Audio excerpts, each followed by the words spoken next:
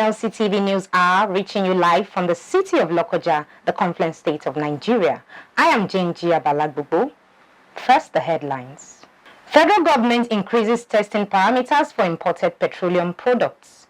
President Buhari directs immediate implementation of security solution, condemns Kaduna train attack.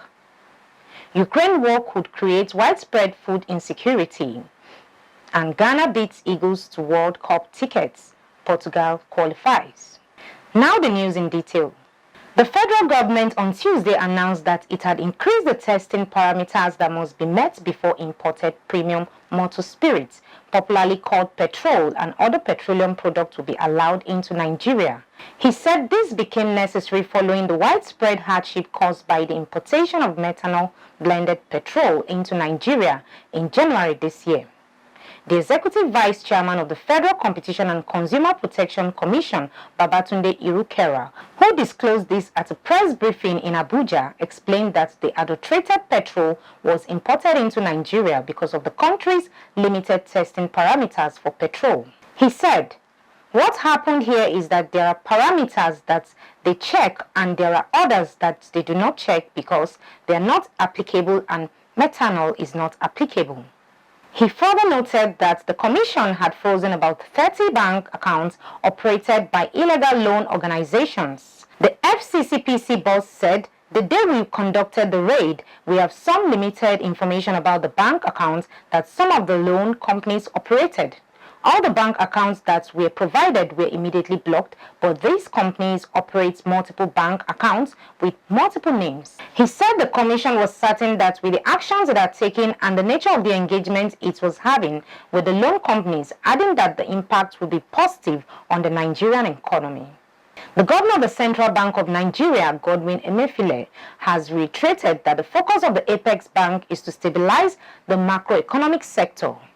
A statement from CBN's Corporate Communications Department says that Emefiele said this while delivering a paper at the 40th anniversary convocation lecture of Ekiti State University at Do-Ekiti.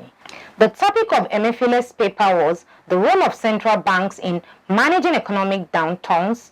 It was delivered on his behalf by CBN's Deputy Governor in charge of Corporate Services, Edward Adamu. He said that the CBN had created various initiatives geared towards building a strong, stable, and resilient economy that was self-sustaining and able to weather unanticipated shocks.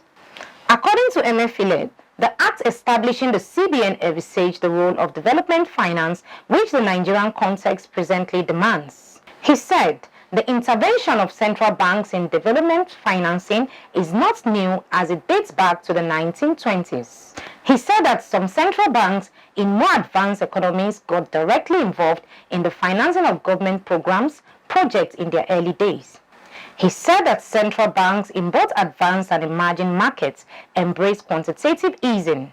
This, according to him, is to support their economies towards recovering from the global financial crisis of 2008-2009 and the associated economic downturn triggered by the COVID-19 pandemic." Emefiele said that the philosophy behind central banks' intervention in the real economy was to indirectly influence cost of production for firms and affect prices positively by improving the flow of credits. The CBN governor expressed worry that the country's manufacturing sector contributed less than 15% of the gross domestic products. Emefiele also decried the continuous importation of many commodities which Nigeria had the capacity to produce and export.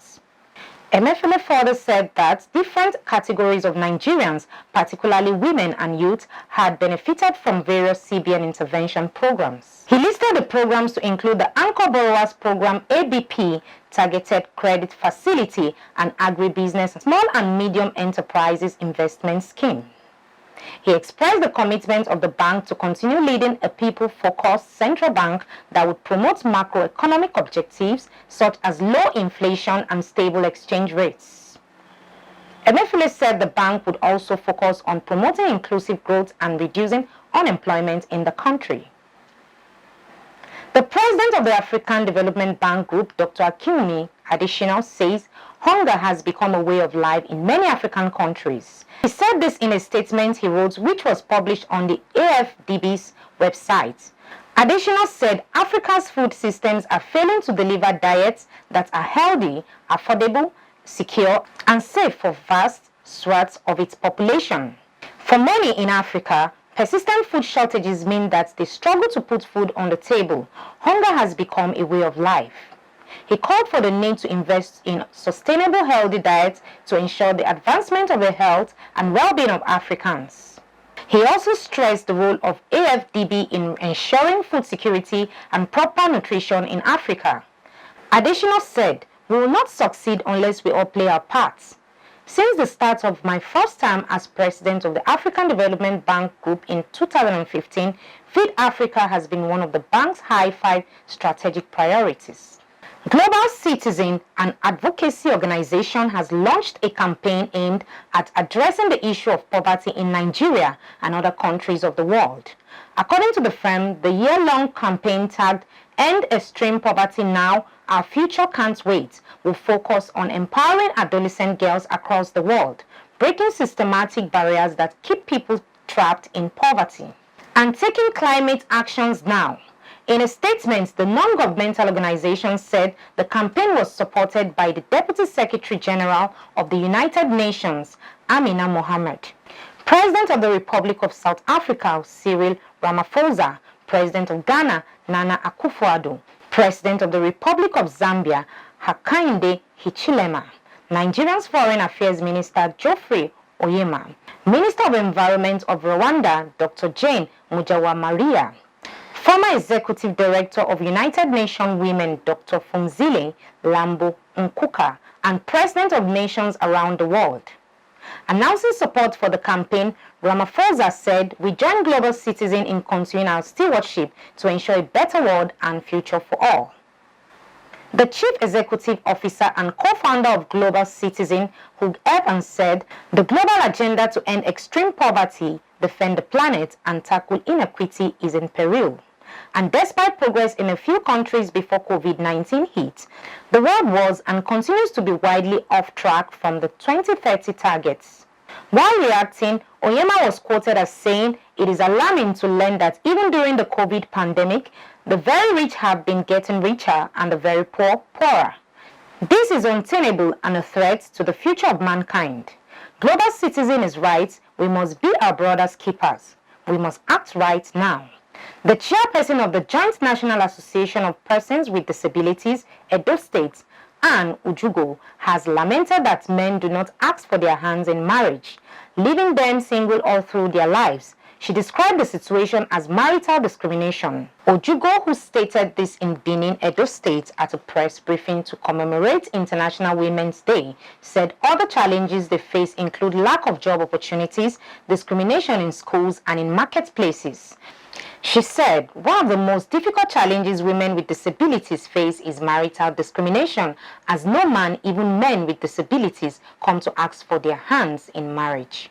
A member of JONOP WD, Janet Omole, said the day was remarkable because it was a day for them to add their voices to that of millions of Nigerian women and also to appreciate the place of women within the global community. She said the biggest emphasis around women's rights in the last few decades has been gender equality in schools, workplaces, and other areas, which is highlighted in Goal V of the Sustainable Development Goals. We go on a short break. We'll be right back.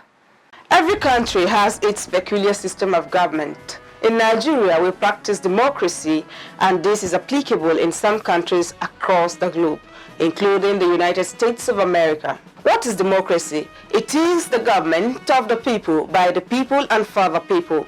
In the political arena, we are ready to x-ray how we play politics in Nigeria and other countries, the challenge of power shift syndrome, how it has impacted or affected the people.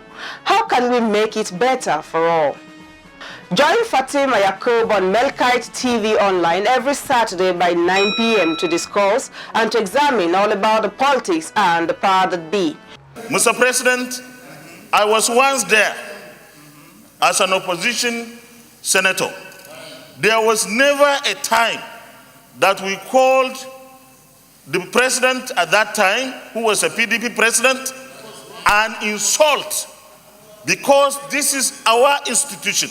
And if we don't conduct ourselves with dignity and respect, nobody will respect us. The heads of security in Nigeria made several different explanations for killings of our citizens. The Constitution of the Federal Republic of Nigeria 1999 as amended, I hereby forward for the confirmation by the Senate the appointment of the underlisted nominees as National Commissioners and Resident Electoral Commissioner for the Independent National Electoral Commission, INEC.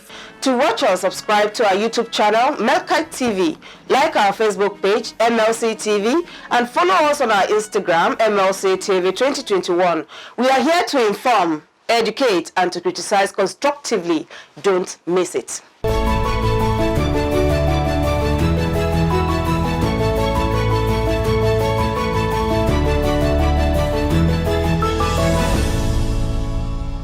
Welcome back.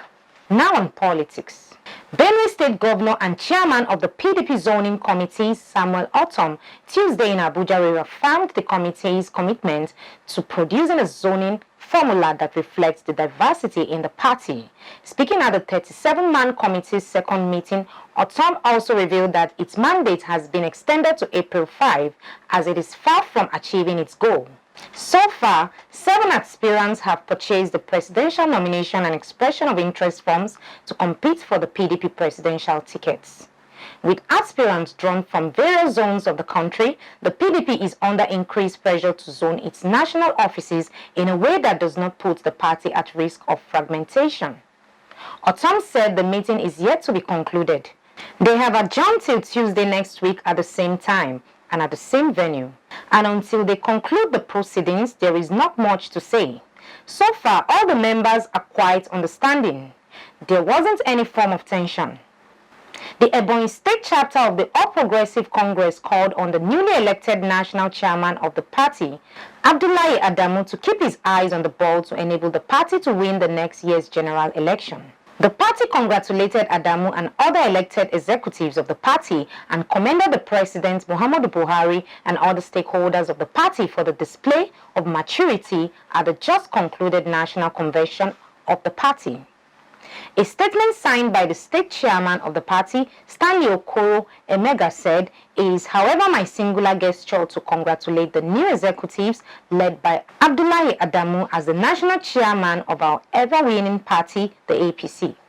Sir, keep your eyes on the ball so that our party will cruise to a landslide victory in the forthcoming general elections." In the same vein, he said he profoundly wished to appreciate our father and state governor, His Excellency David Nweze Umahi, for having, through the convention, domesticated the name of Ebonyi again in the national politics of Nigeria by producing the national treasurer, zonal secretary, as well as zonal legal advisor of the APC. Now on crime. President Muhammadu Buhari has directed the immediate conclusion of all the processes for the implementation of the integrated security surveillance and monitoring solution for the Abuja to Kaduna railway line, and that this be extended to cover the Lagos-Ibadan railway line. He also directed the Nigerian Railway Corporation management to speedily repair the damaged lines and resume normal service without delay.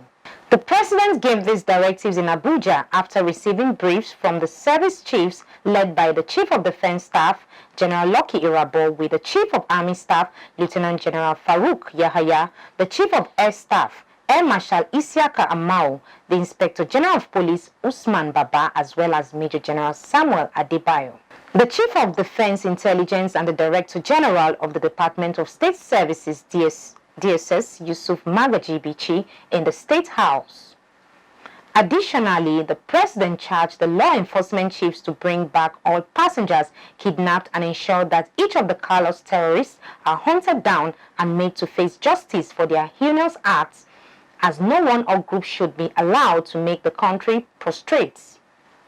President Buhari reiterated his early directive that the military should deal ruthlessly with terrorists. He asked them to be more decisive and not spare anyone unlawfully wielding the AK-47 weapon. President Buhari strongly condemned the bombing of the passenger train, describing it as a matter of grave concern. According to the president, like most Nigerians, I am deeply pained by its occurrence, the second of its type. which has resulted in the deaths of a yet-to-be-determined number of passengers and others who suffered injuries. The President commended the law enforcement agencies for their prompt response and emergency personnel who were responsible for the evacuation and treatment of the injured persons. Now on foreign news. The United Nations on Tuesday warned that millions of Ukrainians may soon face serious food insecurity because of the ongoing conflict and amid reports that people are facing life and death decisions on whether to leave Mariupol or not.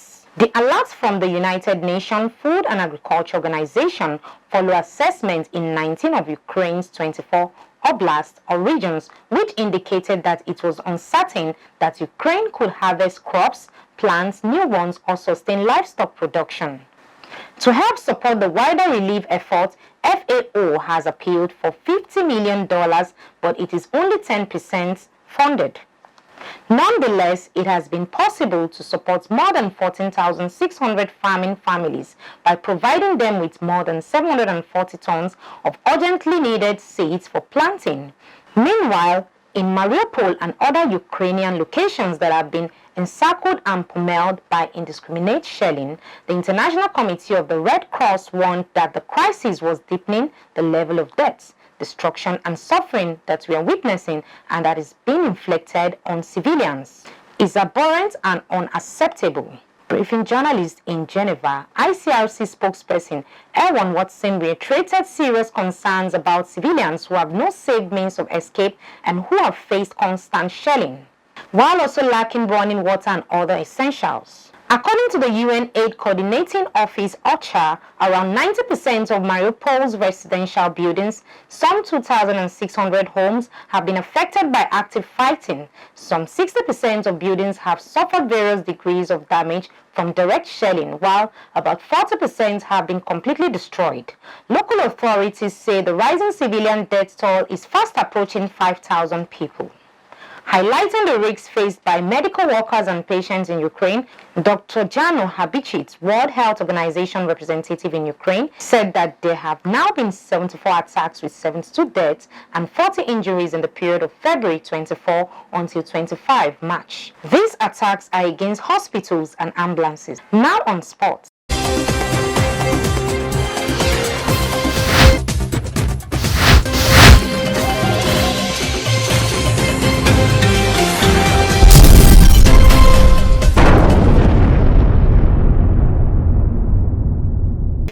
High Court in Abuja has fixed June 9 for the hearing of a motion to grant leave to appeal against the ruling discharging and acquitting of the Nigerian Football Federation President Amaju Pinnick and others in a criminal charge filed against them.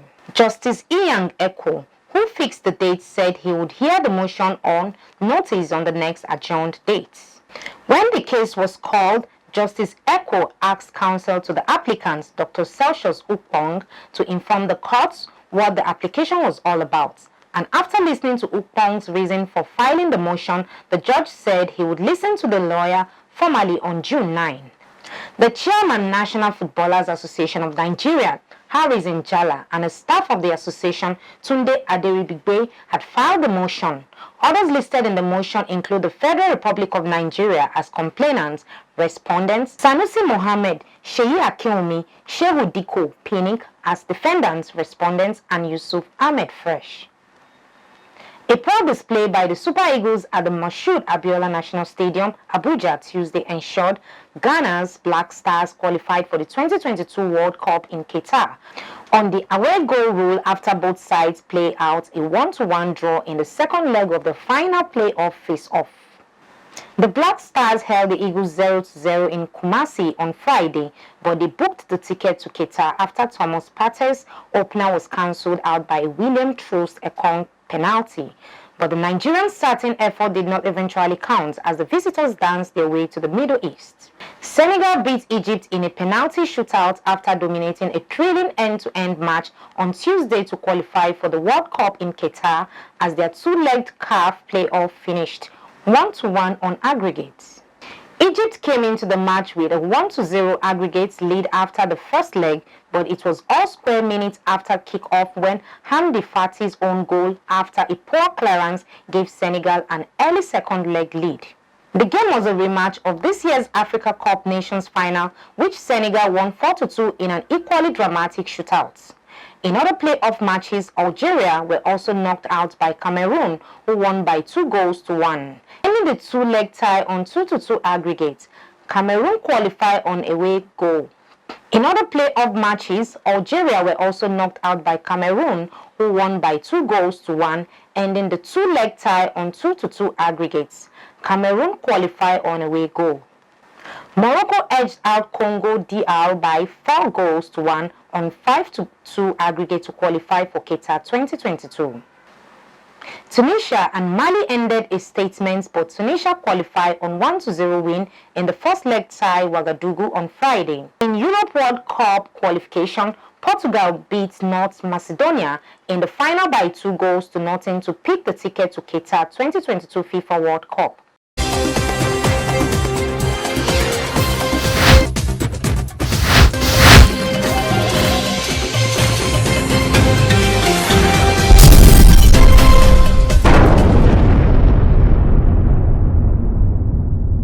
Over to Matthias Ayodeji Peter for entertainment news.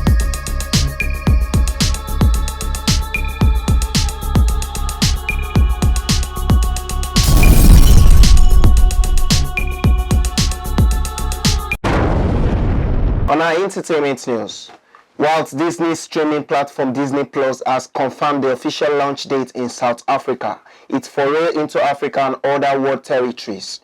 According to reports, the streamer is set to launch in SA on May 18. Other countries including Turkey, Poland, Hungary, Israel and the Middle East will launch between June 8 and 16. South African subscribers are set to pay R119 per month, $8.10, and 1,190 rand per year, $81, with access to its Disney films including new Marvel Studio series Moon Knight starring Oscar Isaac and Shang-Chi and the Legend of the Ten Rings starring Simu Liu and Awkwafina. Users will have access to high-quality viewing, up to 4 concurrent streams, unlimited downloads on up to 10 devices, IMAX enhanced for selected titles where available, and the ability to set up 7 different profiles, including the ability for parents to set kids' profiles that have an easy-to-navigate child-friendly interface to access age-appropriate content. In addition to the SA market, which already boasts of streaming platforms like Netflix and Showmax. Still on entertainment news from Africa, the #UpNorth program, which was launched in 2020, is dedicated to spotlighting and promoting the next generation of music superstars across the globe. Each quarter, Audiomack picks a minimum of 3 artists across all genres to provide them with specialized marketing, editorial programming, social promotion, playlisting, custom videos, and experiential events in a bid to promote their talents. Ira Star has gone on to become one of the most streamed artists on Audiomack with over 85 million global streams on the platform.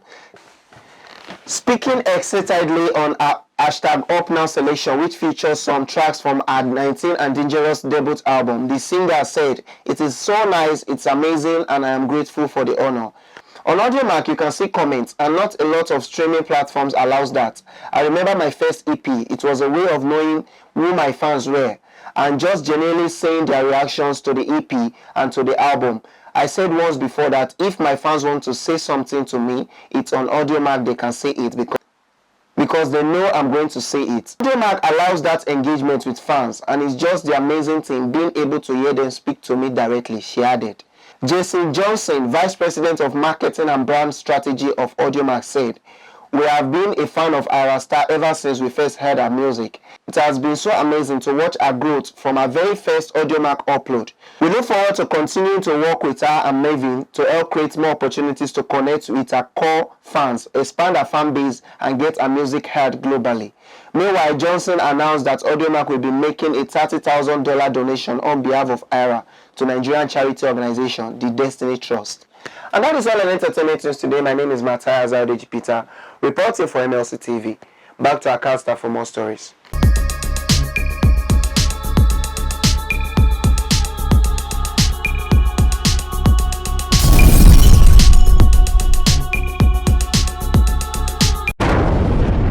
Thanks for the update, Matthias.